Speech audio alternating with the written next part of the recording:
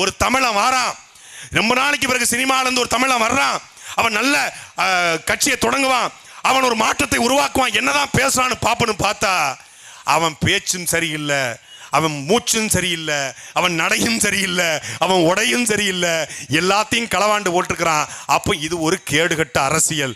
தமிழர் நிலத்தில் திமுக மீது எங்களுக்கு அரசியல் முரண் இருக்கிறது, தத்துவ முரண் இருக்கிறது. ஆனா திமுக காரன் பாருங்க, என்னைக்காவது குடி போதையில திமுக காரன் டாஸ்மாக் கடையில் விழுந்து கிடந்தாலும் துண்ட கீழே விட மாட்டான், துண்ட பிடிச்சிருப்பான். ஏன்னா துண்டு, சத்தியமா சொல்றேன், நான் கிண்டல் சொல்லுங்க, கிண்டல் சொல்ல, திமுக காரனுக்கு கருப்பு சோப்பு துண்டு என்பது அவனுக்கு உயிர், அதை நான் மதிக்கிறேன்.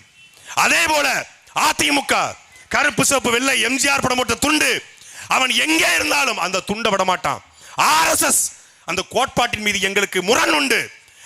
அவன் இந்து முன்னணி என்றால் நாங்கள் வீரத்தமிழ் முன்னணி, அவன் சிவாஜி என்றால் எங்களுக்கு புலித்தேவன், அவனுக்கு ஜெய்காளி ஓம்காளி என்றால் எங்களுக்கு மாரியம்மா என்று நாங்கள் நிற்கிறோம், அவனுக்கு ராமன் என்றால் எங்களுக்கு ராவணன் என்று நிற்கிறோம். ஆனால் அந்த RSS அந்த பிஜேபி தன்னுடைய துண்டை, காக்கி துண்டை அவன் கழுத்துல பெருமையா போட்டுக்குவான். ஒரு கட்சியின் துண்டு என்பது அந்த கட்சிக்கான ஒரு உயிர் பிடிப்பு. எங்கள் கட்சி கொடி என்பது அவ்வளவு சாதாரணம் அல்ல. உலகத்தின் பல்வேறு நாடுகளை, ஈழத்தையும் இமயத்தையும் கடாரத்தையும் ஆண்ட கரிகால் சோழனும் ராஜராஜ சோழனும் உலகத்தின் 24 நாடுகளை சண்டையிட்ட எங்கள் தலைவன் மேதகவை பிரபாகரனும் ஏந்திய கொடி எங்கள் புலிக்கொடி.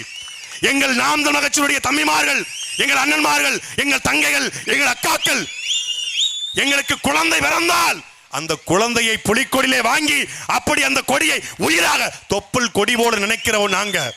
அதனால துண்டையும் அந்த கொடியையும் நாங்கள் பெருமையாக திமிராக கருதுவோம். உலகத்திலேயே கட்சி கொடிய சாக்கடையில போட்ட ஒரு கேடுகட்ட கூட்டம் அது தாவேகா என்கிற தற்கொலை கூட்டம். ஒரு மாநாடு முடிந்தது, விஜய் சந்தீப் 41 பேர் மரணம், அது பெருசு.